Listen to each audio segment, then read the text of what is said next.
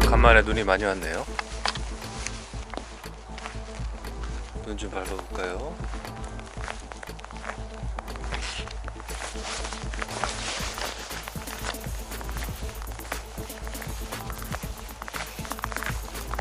안녕하십니까, S모티브 최작가입니다. 이른 아침부터 눈이 좀 많이 왔습니다. 눈이 조금이라도 오면은 대부분 긴장하고 운전에 대한 어떤 불편함을 좀 많이 갖고 계시는 건 사실입니다. 지금 일어나자마자 눈이 녹기 전에 눈길 운행에 대한 어떤 안전 요령에 대해서 좀 설명을 해드리려고 영상을 시작을 했습니다. 제가 많이 타고 다니는 랜드로버 디스커버리 스포츠 차량입니다. 이 차량은 사륜 구동에 아주 탁월한 기능을 갖고 있고요. 인터넷상으로는 많이 욕도 먹는 차도 맞아요. 뭐 고장이 많다고 하는데 글쎄요, 모든 차들 다 그런 것 같고요, 안 그런 차는 없는 것 같습니다. 어쨌든 여러분들이 그 사륜 구동에 대한 어떤 시스템에 대해서 너무 자만하면 안 되시고요. 적절한 사용을 좀 필요하실 것 같아서 그런 부분을 오랜만에 다시 한번 다루려고 합니다. 일단 지금 스노우 타이어가 장착이 되지 않은 타이어고 일반적인 그냥 사계절용 타이어라고 보시면 되겠습니다. 타이어는 먼저 말씀드린 이유가 가장 중요한 핵심 요소가 됩니다. 타이어 트레이드가 얼만큼 남아있느냐를 확인하시면 되겠고, 지금 이 차량은 조금 달아있는 상태인데 사실 이 정도도 괜찮아요. 뭐 정확한 측정을 위해서 뭐 동전을 이용하시긴 하시는데, 손가락을 넣었을 때 어느 정도 홈이 좀 느껴지면은 괜찮다고 보여지고요. 너무 지나친 어떤 교체와 그 섣부른 판단은요, 자원 낭비의 어떤 그 요인이 되기 때문에 알뜰하게 적절하게 사용하시는 것도 저는 괜찮다고 봅니다. 이 방송을 보시는 뭐 타이어 업계 관련자 선생님들께서는 아니라고 하시겠지만, 소비자 입장에서는 요즘 경기도 많이 힘드니까 좀 알차게 사용하는 것도 나쁘지 않을 것 같아서 말씀을 드립니다. 타이어가 눈을 밟았을 때 이 정도 트레이드가 남았다는 거는 괜찮다는 거예요. 그러니까 어느 정도 밟았을 때 심하게 미끄러지지 않는 한 저는 괜찮다고 보여집니다. 자, 이렇게 눈이 쌓인 날 이른 아침부터 영상을 시작하니까 기분도 상쾌하고 좋습니다. 자, 차를 타볼까요? 자, 발도 좀 털고요.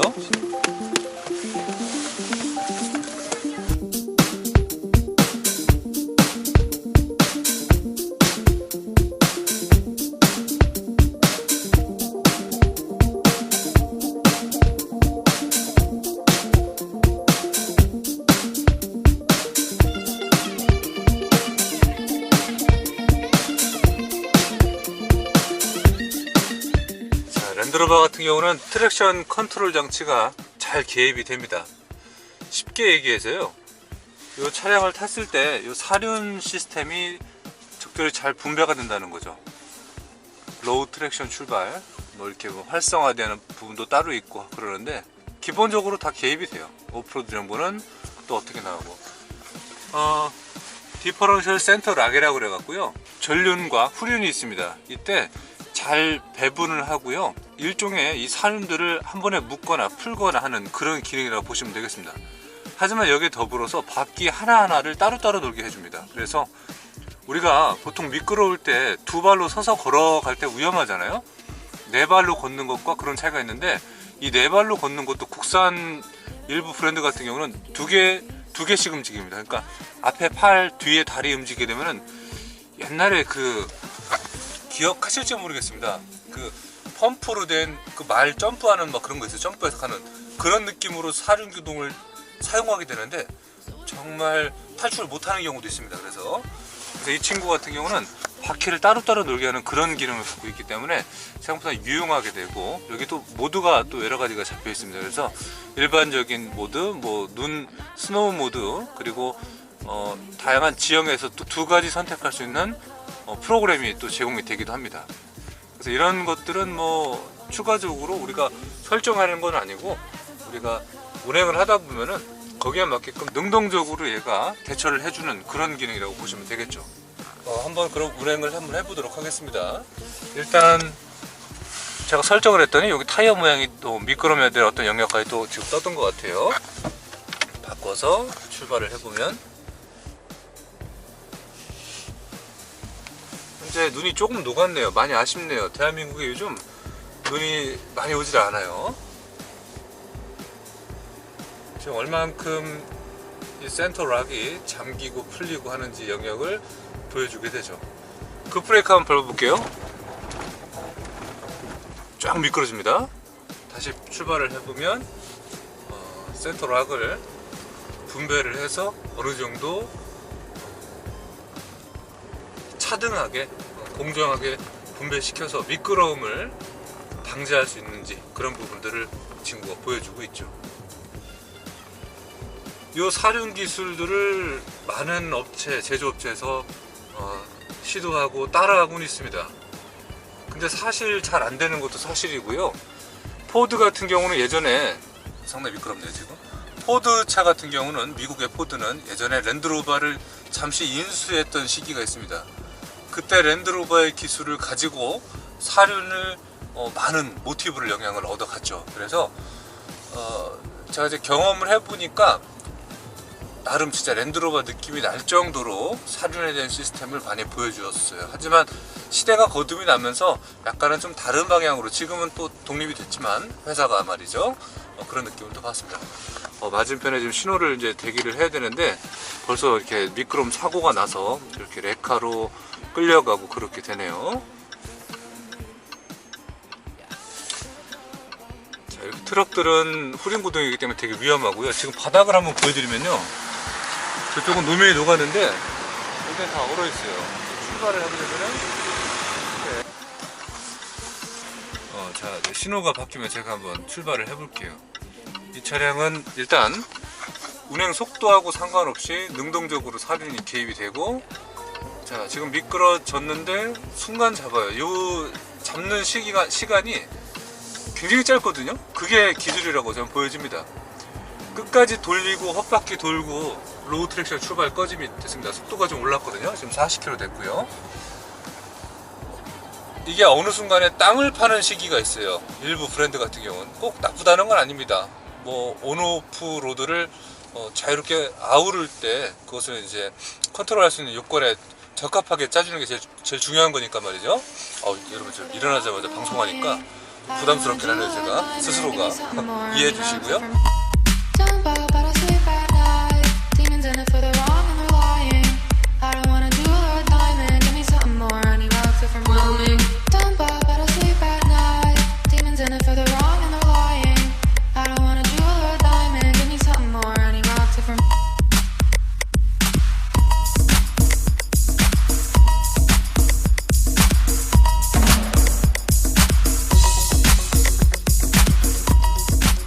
온로드용으로 완전 구성되어 있는 차, 그리고 오프로드용으로 완전 구성되어 있는 차가 있습니다. 하지만 일반적으로는 두 개를 아우를 수 있게끔 세팅되고 구성된 게 가장 좋은 거죠.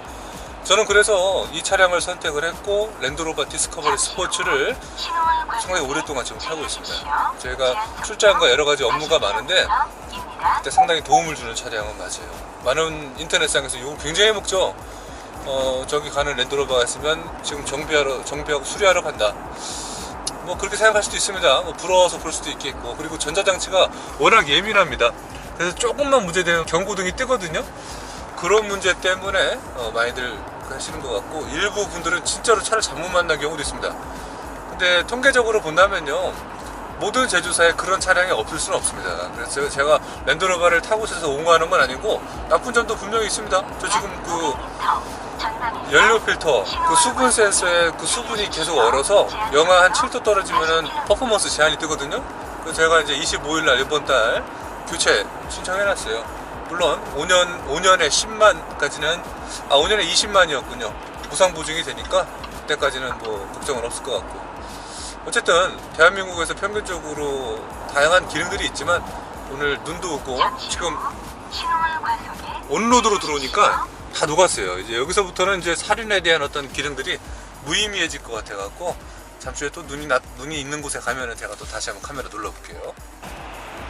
지금 뭐 거의 브이로그식으로 제가 영상을 담고 있습니다. 자, 노면이 녹고 있으니까 한번 보시면은 창문이 굉장히 더러워졌어요. 그죠? 이런 경우가 많이 있습니다. 1년 중에 몇 번 없는 지금 대한민국 기후로 바뀌고 있는데 뭐 블랙 아이스도 적당히 있고요. 상당히 위험한 노면이라고 볼 수 있습니다. 오히려 지금 이 상태가 눈이 쌓인 길보다는 더 위험할 수 있어요. 이럴 때는 저속으로 가셔야 되고요. 저는 잠시 추월을 지금 했습니다. 그래서 1차선에 있는 거고 다시 2차선으로 돌아가도록 하겠습니다. 자, 근데 이때 여러분들 주의하실 사항들이 있습니다. 앞에 유리가 계속 더러워지거든요. 지금 저쪽 차가 와서 제가 지금 못 껴들고 있는데, 만약에 가능하다면 트럭 뒤는 따라가지 마십시오. 우리 화물 운전하시는 차주님들은 제 시청자 많이 계신데 예, 잘 지내고 계시죠? 화물 뒤에는 아무래도 물과 수분량이 좀 많이 발생이 됩니다. 공기 저항도 많이 있고 접지가 좀 많기 때문에. 그래서 앞에 승용차 같은 경우는 유리가 금방 더러지니까 우리 화물 차주님들 바로 옆으로 가시는 게 좋습니다. 우리 화물 차주님들도, 그리고 갑자기 앞에 화물 앞에서 여러분 끼어들어서 정지하시면 안 돼요. 화물은 기본적으로 제동거리가 길 수밖에 없어요. 무게 중량이 높기 때문에 중력을 더 많이 받아요. 그래서 여러분들 그 부분 꼭 참고하셔서 우리 화물차에 대한 배려도 잊지 마시기 바랍니다. 전면 유리 너무 더러워졌죠? 자, 저쪽 조금만 더 가서 다시 주행 차선으로 들어가도록 하겠습니다. 언덕길에 접어들었는데 참 설원이 예쁘네요. 자, 지금은 뭐 노면 상태가 이래서 제가 사륜을 테스트할 수가 없을 정도로 날씨가 좋네요. 요즘 참 눈길, 빙판길 특집 영상으로 준비하기 너무 힘든 대한민국 날씨인 것 같습니다. 조금 해볼라 하면은 높고 뭐 그런 실정입니다. 어쨌든 이렇게 설원 한번 보시는 것도 나쁘지 않을 것 같습니다. 랜드로버의 단점은 여러분들 잘 아시겠지만 여러가지 오류 문제가 언급이 되고 있습니다. 참 이런 내리막길 조심하셔야 돼요, 여러분. 브레이크 살짝 초반에 개입 들어가 주셔야 되고, 브레이크를 살짝 떼시면서 엔진 브레이크를 사용하시려고 권장합니다. 특히나 잠깐 랜드로버 문제 얘기했다가 지금 넘어갔는데, 이거 마이너스 있죠? 마이너스 패들 시프트를 좀 이용을 하셔서 기아를 좀 저속으로 이용하시는 것도 좋아요. 저속 변속이라고 해야겠죠?